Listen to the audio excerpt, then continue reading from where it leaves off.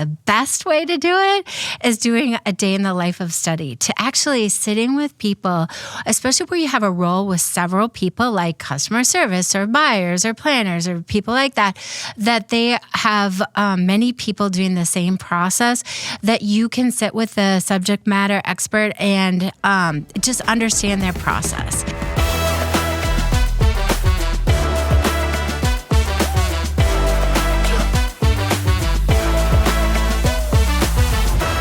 You're listening to the How Manufacturers Improve podcast, hosted by me, Kirby Sneen with the Manufacturers Alliance. If you've ever wondered how some leaders, change efforts, or manufacturing companies have become so successful, then you're in the right place. In each episode, we cover the successes and lessons learned of industry leaders, then I break it all down into actionable insights so that you can use them to make improvements. This episode is all about leading transformations using process mapping and features supply chain and operations executive Rebecca Jasper. Enjoy.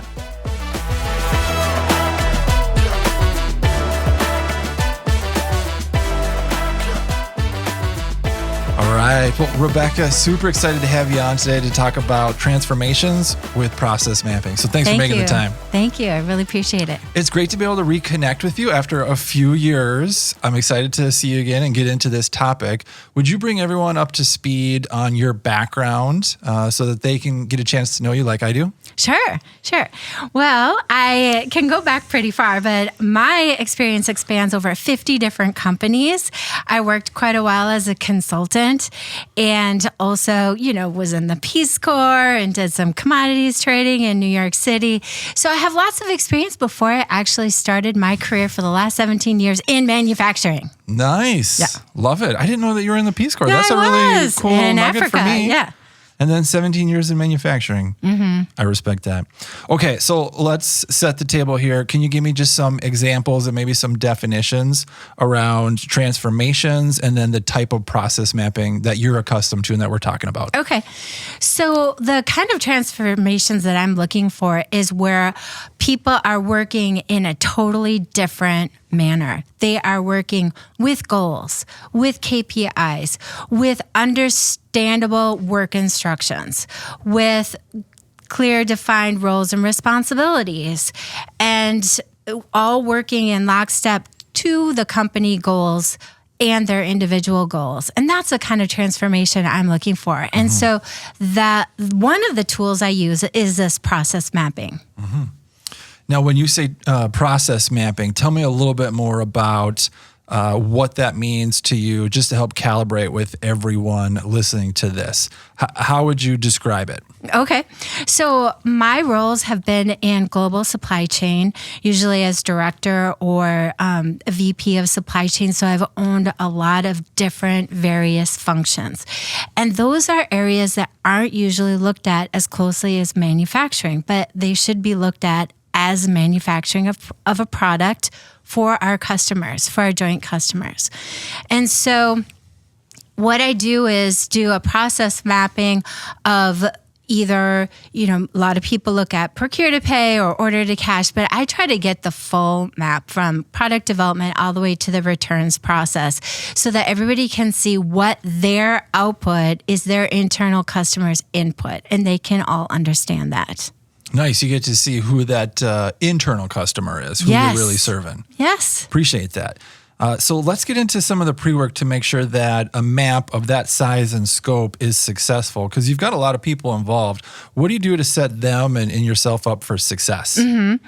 So we need an executive sponsor. So a lot of companies have a charter process, something like that.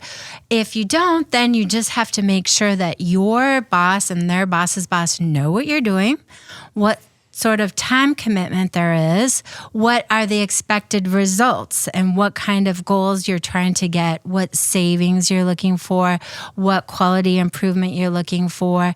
And so with that, you may have to do a lot of explaining about what this takes, how visual it needs to be. It needs to be massive so people can see it, people can understand it, and it's out there for people, not just on a Visio somewhere in somebody's cloud. Can you give me some examples of some of the goals and some of the results that you might report out to that executive sponsor to help set and level set expectations? So hopefully it's not any new KPIs that they're looking at lead time and launch to a customer. They're already looking at that, and maybe it's a year, maybe it's 2 years that you want to compress to probably 6 months, which was one of the goals that I had at a recent company. Or the quality that we have isn't just coming through all the way, that it's just not meeting the quality targets that we want. So also cost reduction goals, that it's going to meet those. So it's should be all of the main things that they're looking at and they want to improve as well. I want to drill down a little bit more in terms of cost reduction. Any metrics or specific KPIs that you're accustomed to in that category? So certainly inventory turns, right? It may be people. So you may have people in one area that are better utilized in another area that can help grow the company. I love the way you put that. Maximize the skill set. Yes. Yeah. In terms of what we're looking for, when we're using Tim Woods, right? Finding that S for skills and maximizing that. Yes, definitely. And so you may also just be looking at cost of goods, right? And making sure that we have the most efficient process, that we're not buying too much, not over processing, not overbuilding. And so getting the right raw materials that we need.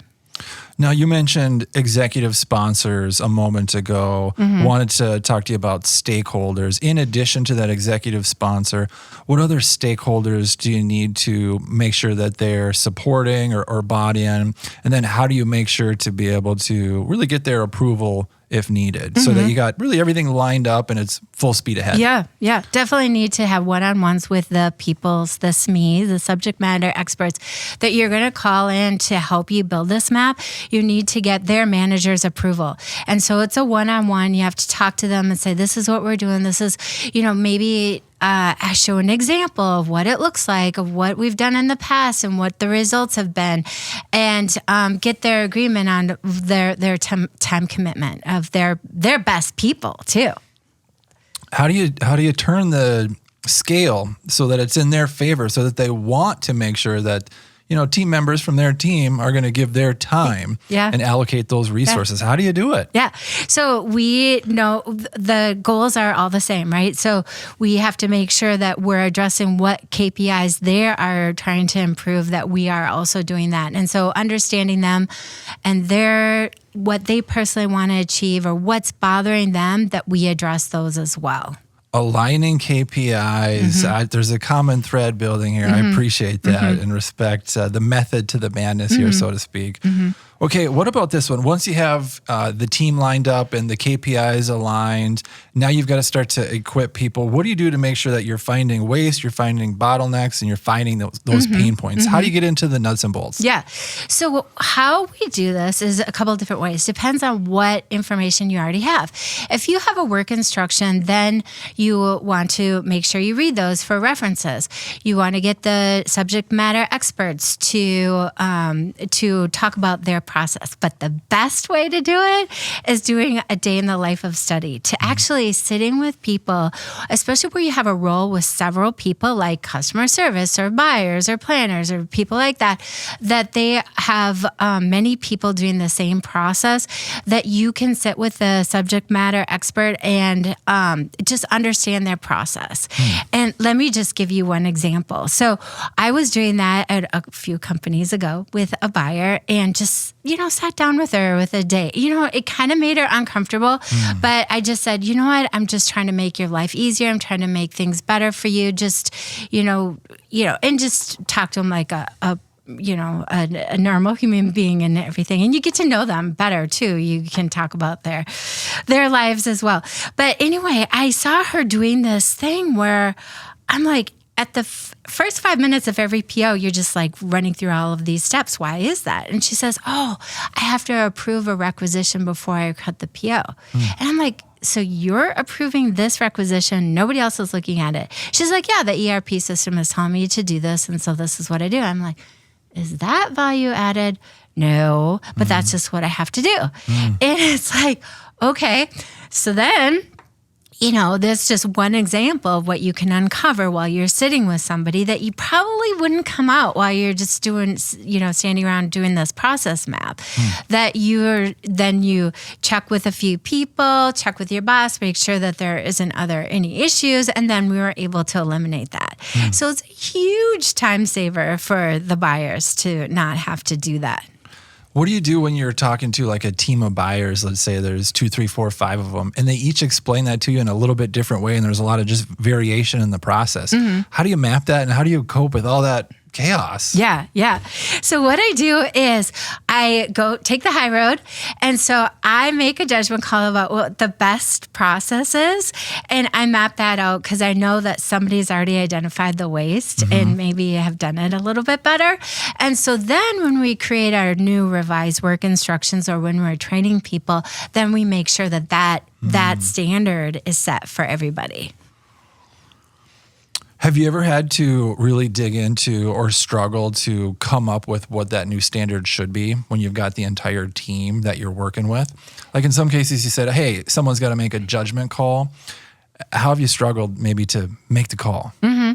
So if I have, usually that person who's me is also well respected within the organization, and they're the ones that are doing it, and they are usually the trainer as well.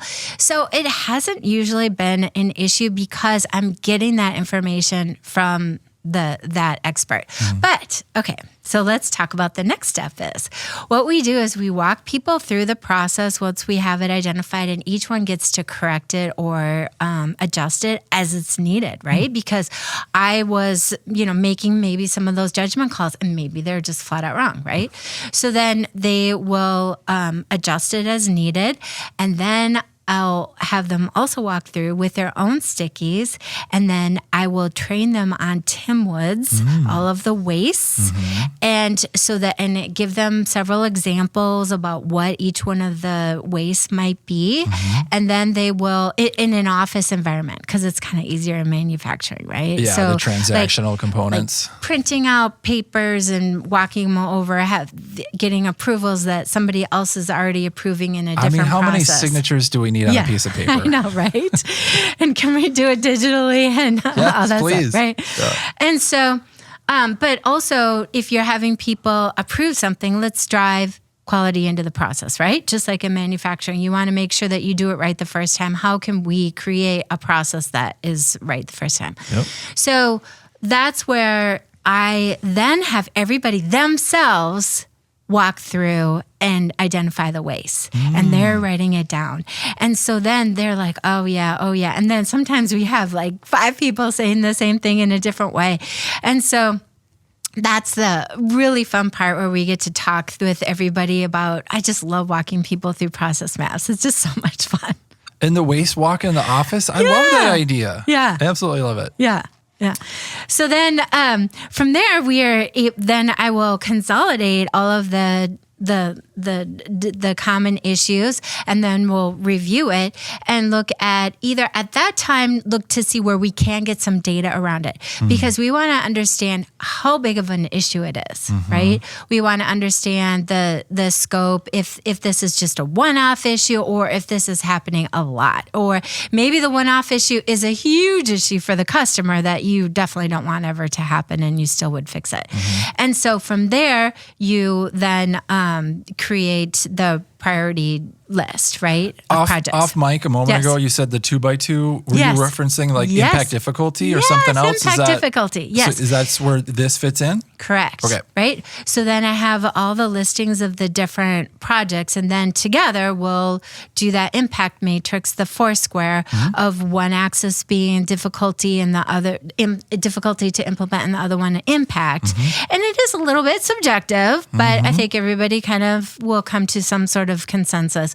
And what we're also making sure to do is identify what the problem is and not jumping to solutions. Thank you. Right? Thank you. So scope can creep, but we do want to take the Scrum methodology and just say, okay, we know that this is now a different scope. Once we've gotten into it and maybe we've identified as high impact, easy to implement, we identified something that was, it makes it really difficult. So what we want to do is close out that project, make sure that we have it, and then whatever is a new project, new scope, it becomes a new charter and we get new approvals. So it's like you put that on a parking lot, but then you go back to the parking lot, at least my term? Yeah, so you can still stay on time, on schedule, complete that project, that charter, and then fold it, pull that big nugget of something that would make it difficult, put it onto a new project. I respect that because a lot of pros will say that, the place where good ideas go to die is the parking lot list because they just don't always get acted on. And at the end of whatever event, it's just crinkled up and in the garbage. So, but you're actually acting on it to make sure it's a closed loop process, which I really respect. So this is the IT methodology of project management of the Scrum. Can we pause and hang out there for just a moment? Because that's a term that a lot of listeners may not relate to. Can you just give maybe a detail or two about what that is? Okay, so it's in terms of it's very specific in terms of what the project leaders are and then what the Scrum leaders are, and they have different roles and responsibilities, but they're there to implement and develop software, right? It's that tool. And so what happens is that you've got certain goals that you want to meet and you've got them all lined up in a week or 2 weeks, and then you're always meeting those goals. And if you uncover a big issue that needs to be addressed in that one goal, you want to make sure that you close that out within your normal timeline so that you can, make progress, achieve what you need. And then if it's a total change, then you create a new project, new people, new charter. So in contrast to waterfall, there's Scrum and Agile, and you're running these sprints, it sounds like. Right. That's a great, just high level. Thank you very much. Do you need to streamline processes and want to use process mapping to do it? Avoid the high cost of hiring an external consultant and do what our top members do. Develop your own internal champion by enrolling them in our Lean Practitioner certification. Click the link in the show notes to learn when the next certification starts. Okay, so then to kind of wrap things up here a little bit, how do you make sure it's a closed loop process so that you got the sponsors, you got the team members, you got the map, you got the waste identified, you got to do something with it. You mentioned that there could be new standards created, documented, and followed. What else are you doing in addition to maybe standard work to make sure that things are acted on and followed? What's the method to the madness there? So you want to be able to create statements of work or the actual project, the actual work instructions for each role, right? And then you want to make it easy, simple, and that they're continuously reviewed and continuously improved upon, because this is not going to be the forever process, right? New things, new customers, new challenges, new whatever it is, it's going to change your process, and you need to be agile enough to update those. And so the process will include a review to improve those processes. So what you want to make sure is that you have the KPIs. You're showing first when you've got your current state, you have what the current state is, what the current lead time is, the current quality, the current everything. Then once you've identified the projects you're going to work on, you're going to get those approvals, work on those, get those improvements, show how you've improved those metrics. And then from there, you continue to have those metrics and continuously improve upon those. And so, some of the best things to do is to actually then create a 2B process map, and that can be in Visio so that people have that visual and everything. And that can be the foundation where you may take it out again in a year and say, okay, let's take another look at this.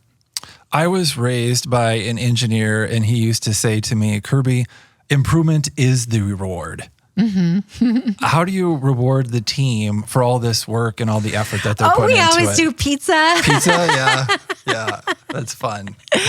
Yeah, so when we walk through the process maps, bringing cookies or whatever, treats or whatever. So that's, food's a good one. Awesome. Thank you very much. Before I let you go, just a general question. What are you excited about improving next? What's next on your radar? Okay. I am always improving myself. So Nice. I love to read books, and I love to come to the Manufacturers Alliance for the peer groups and training. And so this is where I can come. And then in terms of the next process, that's going to be the next company that wants to also improve. That's awesome. And they'll be lucky to have you. All right. Thank you. Thank you.